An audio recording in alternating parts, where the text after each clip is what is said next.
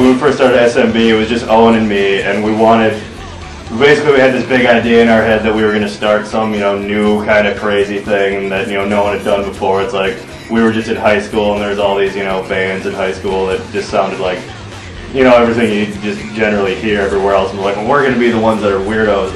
They were getting all this attention from, all the girls and all the cool kids as being in bands, and we were like 16 years old, so, we were like, well, I want more attention than those guys get. I'll bet we can get it if we start some kind of band. It was mostly just John and I, like with all the ideas, and a couple other guys. It was mostly to make people mad. In fact, remember that the reason we started it was to make our principal mad, because we were going to keep playing as a variety show until they just kicked us off. And we succeeded in that. And another one, John took a chainsaw to a wooden box that he had on the stage. It's just a prop, and he made the girl who set up the whole thing cry.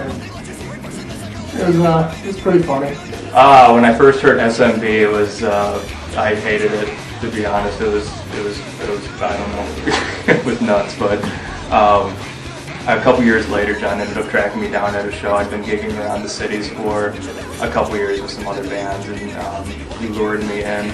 The music was just horribly catchy, and I thought it was amazing. It was so much fun, and I thought we were breaking such new ground with stuff. Just in the local scene at the time, that it was quickly taking over my priorities. So that's where I am today, 6 years after they first lured me in.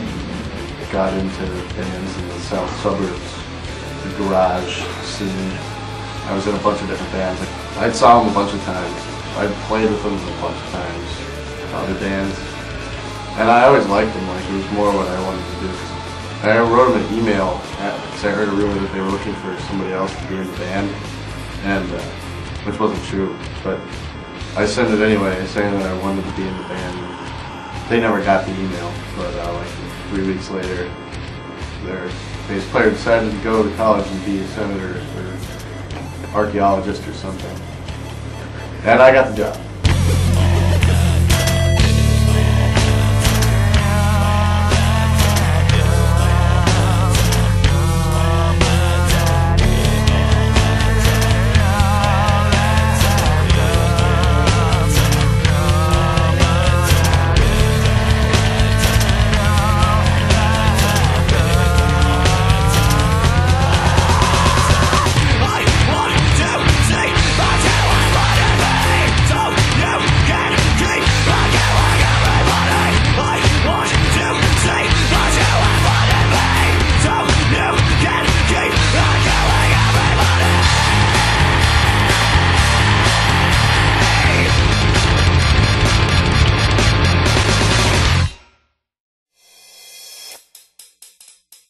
When we got out of high school and started gigging around just the cities, trying to be a band and emulate all the other like big local acts that we saw around us at the time that got to do all these radio festivals and getting played on local radio, and we were just on this constant, just hell-bent campaign to try to like be just as good as one of them, but through all of our just sort of like just bothering everyone, all our promotion, all the shows we tried to play to like get noticed and do that. We just, as time went by, like all these kids just like more and more of them started showing up at our shows until like we had just as many people coming to our shows as all these other people did without being on the radio or doing any of these big things. So after a while, we started to realize that just playing to like a whole bunch of people locally every couple months, there's a lot more to being a band than that, our point of view kind of changed.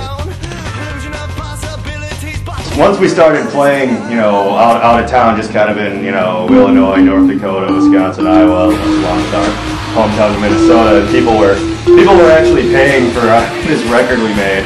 So we decided it was time to, kind of pool our resources together and go to a real studio and spend real money and get an album made, and that's how we made the process of Assimilation. And we pretty much just produced and did except for the actual recording, just kind of like did everything ourselves, and that's kind of even to this day always how it's been. Like I've been like kind of our manager, promoter, booking guy. You know, like Cassidy, our bass player, is just always, he designed all the album artwork and made all the stuff, and you know, all of our flyers and t-shirt designs.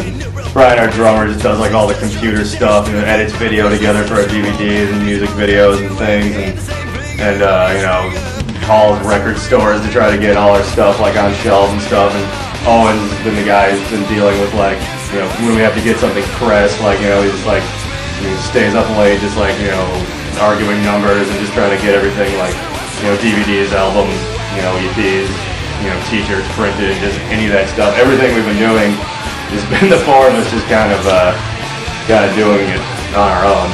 Yeah, we recently just got distribution through Hot Topic on our own. We got on iTunes and Amazon.com, BestBuy.com, everything online, basically, everything that you download from. Yeah, we're pushing this hard as we can to get our CDs in the stores. It's all been done by us. It got to a point, once we put Process out, we were trying to play as much as possible. Eventually we kind of just met enough people, and I started, you know, getting a hold of enough clubs and other bands where we were able to just book ourselves out for like weeks, even an entire month at a time. And eventually we were lucky enough to get picked up for about a month of touring with Mindless Self-Indulgence. And we were, you know, like, we'd been on the road before, but we didn't know what to do. We were like, oh, well, like, I'm always used to seeing bands that nobody's heard of, like, opening for these things, just getting stuff, like, thrown at them. Everybody boos them, and it's terrible. And, you know, they make the headlining band mad and everything. And we, you know, we got along with all the crew and the band really well, and pretty much every single show, like, everyone just kind of moshed and went crazy and had a good time during us, and we sold a lot of records that way and everything. And we're releasing some new things, you know, EP and DVD, and writing new material. And we're going out on the road again very soon, and we're going to go back to our regularly scheduled program, just touring around the entire country. You know, we hope with our new releases in the future and touring that we can eventually, you know, move things up to the next level.